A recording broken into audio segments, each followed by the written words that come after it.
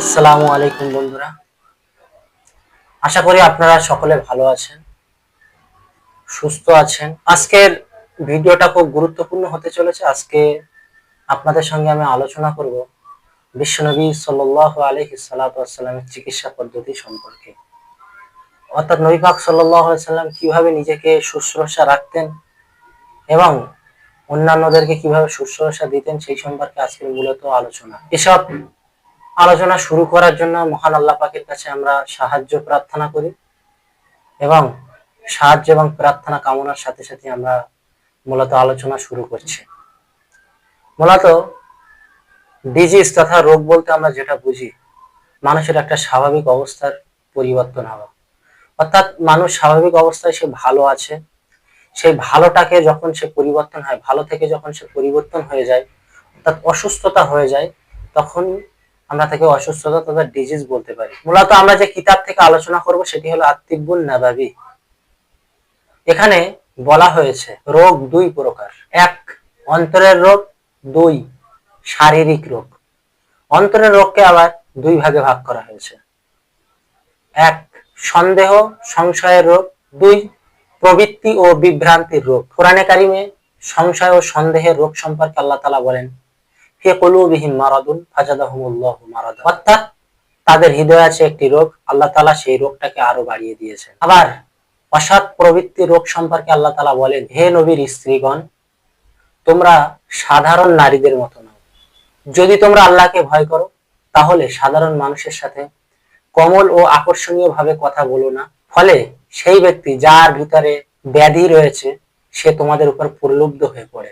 বরং তোমরা পরিষ্কার ভাবে সোজা সাপটা ভাবে কথা বলো। এটি হলো জেনা ও ব্যভিচার প্রবৃত্তির রোগ। মহান আল্লাহ পাক সর্বাধিক ভালো জানেন। মূলত এ দুটোই ছিল আমাদের অন্তরের রোগ। এবারে আসছি আমরা শারীরিক রোগ তথা ফিজিক্যাল ডিজিজ সম্পর্কে আলোচনা। ফিজিক্যাল ডিজিজ সম্পর্কে আল্লাহ তাআলা বলেন, লাইসা আলাল আ'মা হারাজুন ওয়ালা আলা আ'রাজুন হারাজুন ওয়ালা আলা মারিদুন হারাজুন। অর্থাৎ পঙ্গুর জন্য কোনো দোষ নেই, অন্ধের জন্য কোনো দোষ নেই, রোগাক্রান্তের জন্য কোনো দোষ নেই। অর্থাৎ এখানে অন্ধ, পঙ্গু, শারীরিক রোগকে বোঝানো হয়েছে।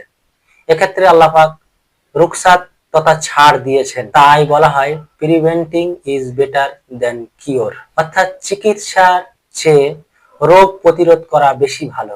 আর এই তিব্বুন নাবাবী গ্রন্থে শারীরিক রোগ সম্পর্কে তিনটি মূলনীতির কথা বলা হয়েছে। অর্থাৎ এই তিনটি পদ্ধতি আমরা যদি মেনে চলতে পারি তাহলে আমরা শারীরিক রোগ থেকে অনেকটাই হেফাজতে থাকতে পারবো, বাঁচতে পারবো। সেই সম্পর্কে আমাদের কিছুটা আলোচনা। প্রথমত, স্বাস্থ্য রক্ষা করা। এর জন্য আমাদের প্রয়োজন সঠিক খাদ্য গ্রহণ, সঠিকভাবে ঘুম, সঠিক স্বাস্থ্যবিধি মান্যতা দেওয়া, অত্যাধিক পরিমাণে ব্যায়াম করা। এগুলো যদি আমরা মান্যতা দিতে পারি তাহলে আমরা আমাদের স্বাস্থ্যকে রক্ষা করতে পারবো। দ্বিতীয়ত, ক্ষতিকারক কাজ থেকে নিজেকে বিরত রাখা।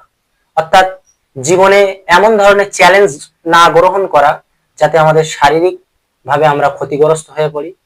মদ, জুয়া, ডেঞ্জারাস শরীরের জন্য এমন জিনিস থেকে আমাদের অবশ্যই দূরে থাকাটা বাঞ্ছনীয় এই ক্ষেত্রে।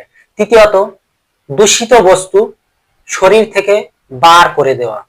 এর জন্য কিছু নিয়ম এবং পদ্ধতি আছে, যেমন রোজা করার মাধ্যমে আমরা আমাদের দেহের দূষিত বস্তুকে আমরা দূরে ফেলে দিতে পারি।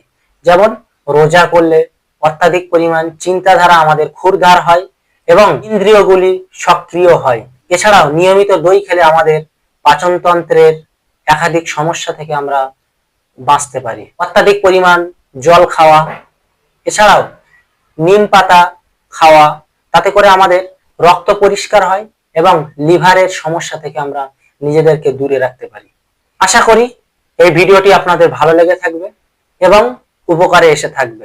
ভিডিওটি যদি ভালো লেগে থাকে তাহলে লাইক, কমেন্ট এবং নিজেদের বন্ধুদের কাছে শেয়ার করতে ভুলবেন না।